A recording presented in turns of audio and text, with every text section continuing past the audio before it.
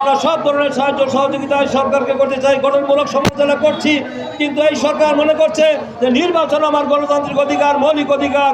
16 বছর এই দেশে মানুষের নির্বাচন তারা থেকে ভোট দিতে তারা বঞ্চিত হয়েছে। সেই 16 বছরে তারা 2008-এর নির্বাচন ভোট দিতে পারে নাই, 2014 ভোট দিতে পারে নাই, 2018-তে ভোট দিতে পারে নাই, 2024-এ আমি আর দামি হয়েছে। তাই জনগণ ভোট দেওয়ার জন্য মুখিয়ে আছে। তাই আমি মনে করব যে দ্রুত সময়ের মধ্যে রুট ম্যাপ ঘোষণা করুন।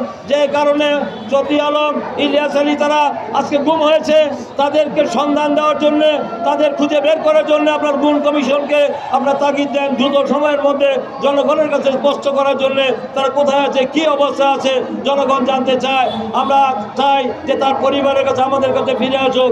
আমরা মনে করি না এখনও যে ইলিয়াস আলী, শফি আলম আমাদের মাঝে নাই। আমরা মনে করি তারা এখনও দৃশ্যমান আমাদের মাঝে নেই, কিন্তু তাদের অস্তিত্ব আমরা অনুভব করি। তাদের এই গুম হওয়ার মধ্য দিয়ে আমরা স্বৈরাচারের পতন ঘটিয়েছি এবং আমরা বাংলাদেশে একটি মুক্ত পরিবেশ সৃষ্টি করেছি। তাই আগামী দিনে দেশের স্বাধীনতা, সার্বভৌমত্ব, গণতন্ত্র রক্ষার জন্যে যে আন্দোলন করেছিল আমাদের শফি আলম, ইলিয়াস আলী, তারা যে টিপাই মুখ এবং তারা ট্রানজিট করিডোরের জন্য বাংলাদেশের স্বাধীন সার্বভৌম রাষ্ট্রকে অক্ষুণ্ণ রাখার জন্য তারা যে জীবন তারা বাজি রেখে লড়াই করেছে। আজকে জনগণ জানতে চায় তাদের অবস্থান কোথায়। এই সরকারের কাছে স্পষ্ট করতে হবে।